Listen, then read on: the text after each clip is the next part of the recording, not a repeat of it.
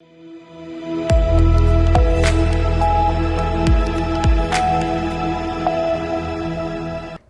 मैं हूं रत्ना और आप देख रहे हैं सी न्यूज भारत। आए रुक करते न्यूज बुलेटिन की और बात होगी चतरा की, जहां 7 दिवसीय श्रीमद् भागवत कथा का भव्य शुभारंभ किया गया है। साथ ही बात होगी सिद्धार्थनगर की, जहां जिले के मुख्यालय पर महाराणा प्रताप की 430वीं पुण्यतिथि धूमधाम से मनाई गई। तमाम खबरों पर विस्तार से चर्चा करेंगे। रायबरेली में कांग्रेस जिलाध्यक्ष पंकज तिवारी ने जिलाधिकारी कार्यालय पहुंचकर महामहिम राज्यपाल को ज्ञापन सौंपा और उन्होंने कहा कि वाराणसी जिले में भाजपा सरकार ने 10 जनवरी 2026 को विकास के नाम पर ऐतिहासिक मणिकर्णिका घाट को ध्वस्त कर दिया, जहां 1791 में देवी अहिल्याबाई होलकर द्वारा स्थापित पवित्र मूर्तियां मलबे में दब गई हैं। पंकज तिवारी ने आरोप लगाया कि भाजपा सरकार लगातार भारत की संस्कृति और सभ्यता के साथ छेड़छाड़ कर रही है और मांग की कि मूर्तियों का पुनर्निर्माण किया जाए, अन्यथा कांग्रेस पूरे देश में बड़ा आंदोलन करेगी। मैं पंकज तिवारी, अध्यक्ष जिला कांग्रेस कमेटी रायबरेली। आज आप लोग ज्ञापन देने आए जिलाधिकारी को, क्या है पूरा मामला? आप सभी लोग जानते हैं कि अभी 10 जनवरी को देश में भारतीय जनता पार्टी की सरकार है और प्रदेश में भारतीय जनता पार्टी की सरकार है। एक काशी विश्वनाथ जो वाराणसी है, जो देश का विश्व का एक प्रसिद्ध स्थल है, उसमें अहिल्याबाई होलकर जी की प्रतिमा को तोड़ा गया है, तमाम मूर्तियां को तोड़ा गया है। भारतीय जनता पार्टी की सरकार में लगातार इस भगवान की प्रतिमाएं तोड़ी जा रही हैं। ये धर्म को बेच रहे हैं, ये जिनके मन में कुछ और करते कुछ ये और हैं। ये झूठी राजनीति करते हैं, छलावा की राजनीति करते हैं। आज हम सब लोग यहाँ पर इस ज्ञापन के माध्यम से ये मांग करने आए हैं कि जो उन्होंने ध्वस्तीकरण किया है उसकी जांच हो और उसमें जो दोषी पाया जाए उसको कठोर दंड मिले, और जिस तरह से हमारा ये मणिकर्णिका घाट था बनारस में, उसको पुनः उसका जीर्णोद्धार कराया जाए और उसका सौंदर्यीकरण कराया जाए। धीरज श्रीवास्तव, अध्यक्ष शहर कांग्रेस कमेटी रायबरेली। सर, आज आप लोग जिलाधिकारी कार्यालय आए हैं, क्या है? जैसा अभी आपको मालूम है कि बनारस में मणिकर्णिका घाट का ध्वस्तीकरण इस सरकार द्वारा, भाजपा सरकार द्वारा किया गया।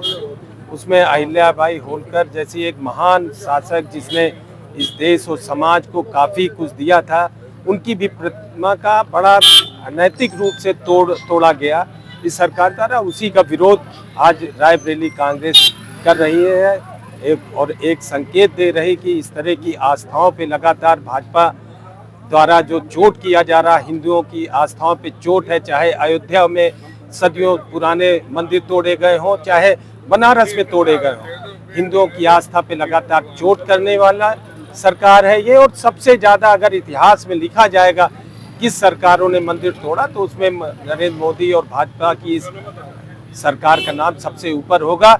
इसका पूरे मणिकर्णिका घाट को तोड़ने का जो कृत्य इस सरकार द्वारा किया गया, उसका पुरजोर विरोध आज पूरे प्रदेश में हो रहा है। रायबरेली से सी न्यूज संवाददाता वीरेंद्र साहू की रिपोर्ट।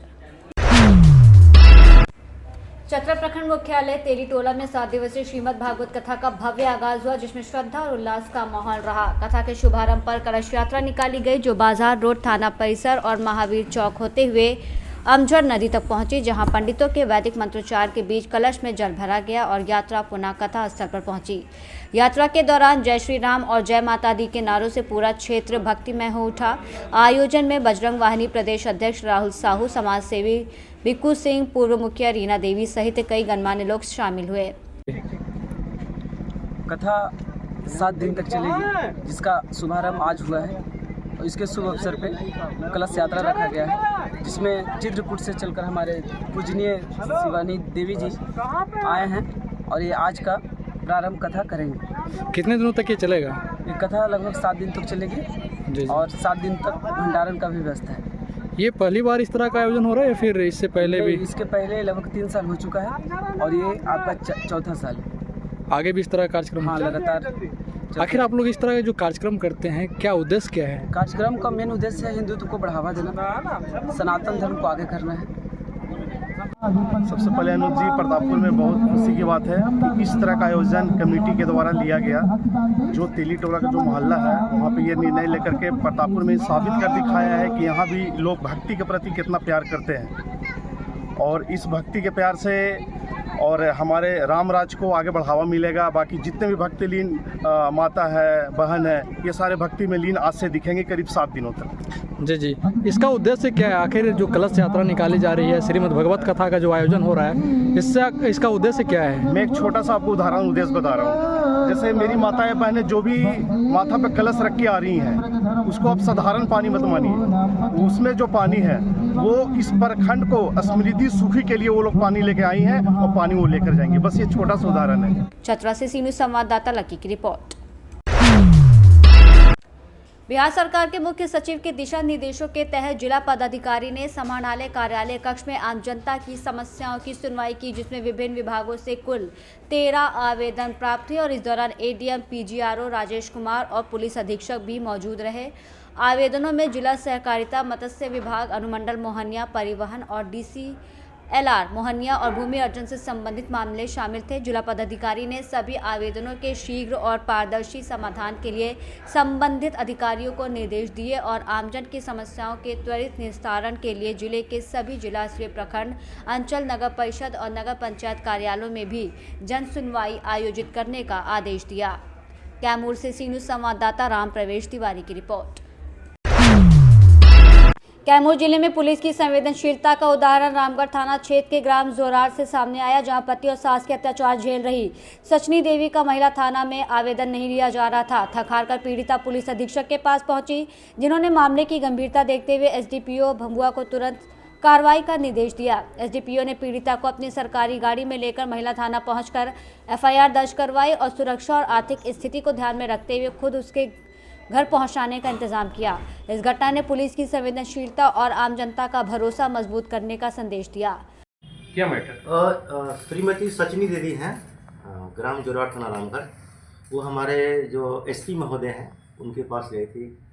उनको कुछ प्रॉब्लम था, उनके जो हस्बैंड और उनके सास जो है उनके साथ मारपीट करते हैं लगातार, तो परेशान होकर गई थी हमारे SP साहब को। SP साहब ने मेरे पास भेजा।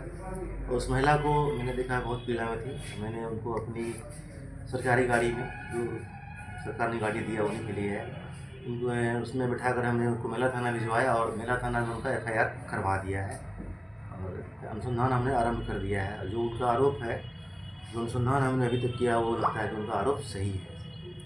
आगे किस तरह की कार्रवाई होगी? आगे हम लोग उन्होंने जो मतलब FIR लॉन्च करवाया है उस पर अविलंब कार्रवाई करेंगे। जो भी दोषी है, उनके पति हैं या सास हैं, जो भी उसमें उनके साथ कोई भी किसी प्रकार का अगर नाइंसाफ़ी हुआ तो उनको हम लोग इंसाफ दिलवाएंगे। क्योंकि बहुत दूर से आई है बेचारी, बहुत विश्वास लेकर आई है हमारे पास।